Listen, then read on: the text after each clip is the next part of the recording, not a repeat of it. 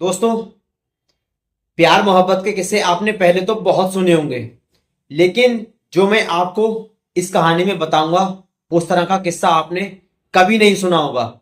ये कहानी है पाकिस्तान में रहने वाले एक आसिफ और शबनम की। वो दोनों एक दूसरे से बहुत मोहब्बत करने लगे थे और मोहब्बत करते करते बात इतनी बढ़ गई थी कि बात उनके घर वालों को पता चल गई। तब लड़की के बाप को जब ये बात पता चली तो लड़की के बाप ने साफ मना कर दिया कि हाँ, मैं शबनम की शादी आसिफ से नहीं करवाऊंगा। तब दोनों ही परिवार में काफी तनाव का मामला सामने आ गया। लेकिन जो आसिफ था, उसका भाई अपनी बीवी से बोला कि ना ही तू अपने मायके जाएगी और ना ही तू उनसे कोई ताल्लुक रखेगी। उन्होंने मेरी भाई का कोई भी सम्मान नहीं किया है, तो इसलिए आसिफ और शबनम की जोड़ी जो है वो बिछड़ जाती है। और उसके आगे क्या होता है, आइए जानते हैं आसिफ आगे क्या क्या सोचता है और वो क्या करना चाहता है। दोस्तों, आइए जानते हैं इस पूरी कहानी में क्या आसिफ और शबनम एक दूसरे से मिल पाए या नहीं। दोस्तों, पाकिस्तान में रहने वाली एक फैमिली में आसिफ सबसे छोटा अपने भाई बहनों था। उसके जो बड़े भाई और बहन थे उनकी पहले शादी हो चुकी थी। तब आसिफ के पास थोड़ी जमीन थी, वही उसमें अपनी गुजर बसर करता रहता था और इस तरह से उसकी जिंदगी बहुत आसानी से और बहुत ही अच्छी इंजॉयमेंट वो कर रहा था अपनी लाइफ में। लेकिन तब उसकी लाइफ में एक बहुत तगड़ा मोड़ आता है और वो उसको झेल नहीं पाता है। तो जब वो एक शादी में जाता है तो उसकी मुलाकात शबनम से होती है। तो उसने शबनम को जैसे ही देखा, उसकी दिल में एक उमंग उठी कि हाँ, काश शबनम मुझसे प्यार करने लगे और मैं भी शबनम से प्यार करने लगूं। तो ये सिर्फ उसने सोचा ही था, तभी शबनम ने उसकी तरफ प्यार भरी निगाह से देखा। शबनम के दिल में भी थोड़ी सी ये बात जागी कि हाँ, मैं भी आसिफ से प्यार करूं, क्योंकि आसिफ दिखने में बहुत अच्छा था और शबनम भी काफी क्यूट लगती थी उस टाइम पर। तो आसिफ ने सोचा कि शबनम से मैं किस तरह से बात करूं। आसिफ ने एक प्लान बनाया कि क्यों ना मैं अपनी जो रिलेशन में लड़की हैं उनसे मैं बात करूं और बात करके मैं अपनी बात शबनम तक पहुंचाऊं। तो इस काम में आसिफ सक्सेस हो गया और शबनम से हल्के हल्के दोस्ती बढ़ाई और बढ़ाने के बाद ये दोस्ती का प्यार में बदल गई। दोनों को नहीं पता चला। तो जैसे ही बारात खत्म हुई और खत्म होने के बाद मेहमान अपने अपने घर जाने लगे और कुछ मेहमान घर पर ही रुक गए और शबनम भी वहां पर रुक गई। आसिफ ने प्रेशर डाला कि भाभी, मैं भी आपके घर पर एक हफ्ते तक रहूंगा। तो भाभी ने कहा ठीक है आसिफ, तुम भी रह लो, यहाँ पर शादी हुई है तो आपका भी मन यहाँ पर लग जाएगा और आप नए नए रिश्तेदारों से मिल लोगे। ये बात उसकी भाभी ने कहकर आसिफ को वहीं रोक लिया और रोकने के बाद जो शादी के बाद बड़े बूढ़े अपनी अपनी बातों में लग गए और जो बच्चे थे वो अपने खेल में लग गए और जो एडल्ट लोग थे वो अपनी किस्से कहानियों में अपनी अपनी बातों में इतने बिजी हो गए कि उनको इस बात का पता ही नहीं चला कि कब आसिफ और शबनम एक दूसरे से मिलने लगे। तब आसिफ और शबनम की जो मुलाकात थी वो ज्यादा हो गई और दोनों ने एक दूसरे को आमने सामने प्रपोज किया। इस तरह से आसिफ और शबनम ने एक दूसरे को प्रपोज करते हुए कहा कि हाँ, हम दोनों अगर जिएंगे तो साथ जिएंगे और मरेंगे तो साथ मरेंगे। ये बात दोनों ने अपने दिल में घर कर ली और घर करने के बाद दोनों एक दूसरे के साथ रहते रहे। साथ रहते रहते एक हफ्ता हो गया। एक हफ्ते के बाद जब शबनम के पिता को यह बात पता चली कि हाँ, आशिक और शबनम में अफेयर हो गया है और ये दोनों एक दूसरे से शादी की बात करते हैं, तब आसिफ के मन में एक ख्याल आया कि हाँ, मैं इसके पिता से बात करता हूं। लेकिन उसके पिता से बात करने से पहले ही शबनम के जो पिता थे उनको यह बात पता चल चुकी थी और शबनम के पिता ने इस बात को साफ मना कर दिया कि मैं आसिफ की शादी शबनम तुम्हारे साथ नहीं करूंगा, मैं किसी और के साथ तुम्हारी शादी तय कर चुका हूं।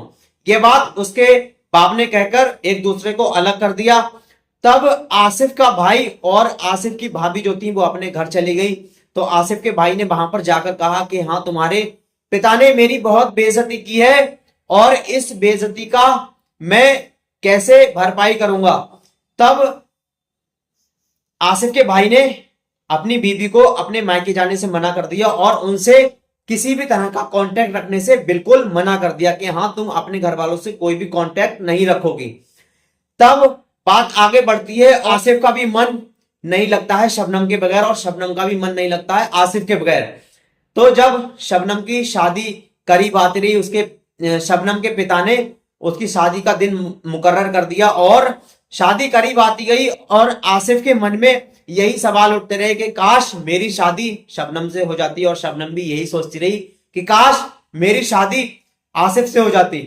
तो जैसे ही शादी के दिन करीब आते गए और आशिक का जो दर्द था वो काफी ज्यादा बढ़ता गया। वो इस दर्द को लेकर एक सुनसान जगह पर बैठा जहां पर शबनम का घर था। उसके घर के लगभग 200 मीटर की दूरी के दायरे में अंधेरे में वो बैठ गया। तभी वहां पर शबनम आती है और उससे मिलती है, कहती है कि आसिफ ये मेरी आखिरी मुलाकात है तुमसे और तुम अपने घर वालों को मना लो कि हाँ मेरी शादी शबनम से करा दो। तब आसिफ ने कहा मैंने घर वालों से बहुत कहा लेकिन घर वाले इस बात को नहीं माने। शबनम ने भी फिर कहा कि मैंने खाला से बात करी कि खाला आप अब्बा जान से बात करो और मेरी शादी आसिफ से करा दो, कहीं दूसरी जगह मत करो। तब ये बात कहकर शबनम ये कहकर चली गई कि आसिफ ये मेरी और तुम्हारी लास्ट मुलाकात है।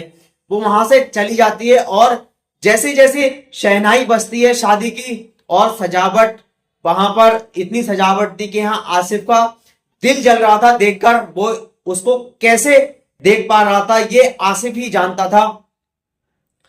तब आसिफ ने एक फैसला लिया, इस जिंदगी से तो बेहतर है कि मौत आ जाना, मुझे इस चीज से मुक्ति मिल जाएगी और मैं आसानी से अपनी कब्र में सो जाऊंगा। फिर उसके मन में एक और बात आती है कि रमजान का महीना चल रहा है और मैं इस तरह का अगर काम करूंगा तो मेरे ऊपर बहुत गुनाह होगा, अगर मैं सुसाइड करूंगा तो मेरे ऊपर बहुत गुनाह पड़ेगा।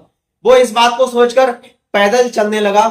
चलते चलते वो जैसे चलता जाता था और शहनाई उसके कानों से दूर नहीं हो रही थी। जो शबनम की शादी की शहनाई थी वो उसके कानों में गूंज रही थी।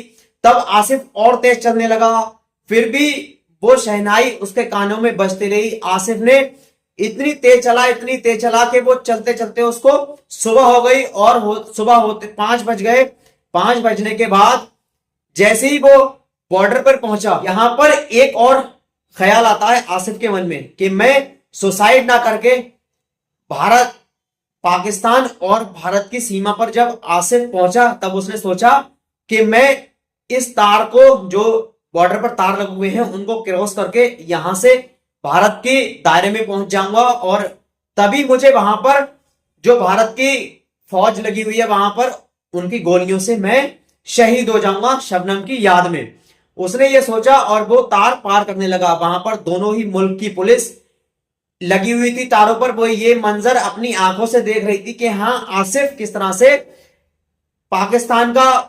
पाकिस्तान की जमीन को छोड़कर भारत की जमीन में जा रहा है।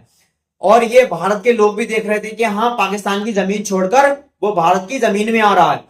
तभी वो ऐसी कोशिश करते करते तारों के नीचे से निकल जाता है, भारत की सरजमी पे पहुंच जाता है।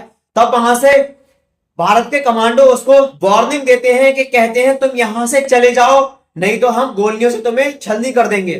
वो उनकी बात बिल्कुल नहीं सुनता है और आगे बढ़ता ही रहता है। तब उसको तुरंत गिरफ्तार कर लिया जाता है। गिरफ्तार करने के बाद कुछ लोग कहते हैं कि हाँ इसको मार दो, कुछ लोग कहते हैं कि नहीं इसको मत मारो। इससे पूछते हैं कि हाँ मामला क्या है। तब वो बताता है कि हाँ मेरे साथ ऐसा ऐसा हुआ है और मेरे माइंड में ये आ रहा था कि मैं सुसाइड कर लूं, लेकिन मैंने सोचा कि रमजान का महीना चल रहा है, मेरे पर बहुत गुनाह पड़ेगा। मैं भारत की सरजमी पे जैसे पहुंचूंगा तो वहां के जो फौजी लोग हैं वो मेरे पर गोली चला देंगे और मैं इस तरह से रमजान में शहीद हो जाऊंगा। ये माइंड लेकर आसिफ भारत की सरजमी पर पहुंच गया।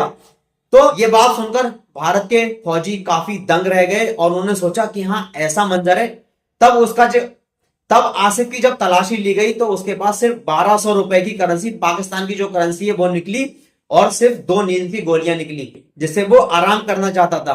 फिर उन्होंने पाकिस्तान में कॉल की और कॉल करने के बाद आसिफ को वहां की पास की चौकी में ही रेफर कर दिया और वहां के लोग उसको ले गए। ले जाने के बाद आसिफ को पाकिस्तान की पुलिस ले जाती है और उसके ऊपर मुकदमा दर्ज करती है कि इसने बॉर्डर क्रॉस करके भारत में एंट्री करी है और भारत के फौजियों ने पकड़कर इसको हमें दिया है, उसके ऊपर गोली नहीं चलाई है। तो उसके ऊपर जो धारा दूसरे देश में जाने की लगती है बिना पासपोर्ट और वीजे के, उसके ऊपर आसिफ के ऊपर वो धारा लगाई गई और धारा लगाने के बाद उसको कोर्ट में पेश किया। कोर्ट में पेश करने के बाद उसको जेल भेज दिया गया। इस तरह से शबनम और आसिफ की मुलाकात हुई थी, लेकिन वो दोनों आपस में मिल नहीं पाए। शबनम की शादी हो गई और आसिफ जेल में चला गया। दोस्तों, आपको ये वीडियो अच्छी लगी हो तो वीडियो को लाइक शेयर एंड चैनल को सब्सक्राइब जरूर करें।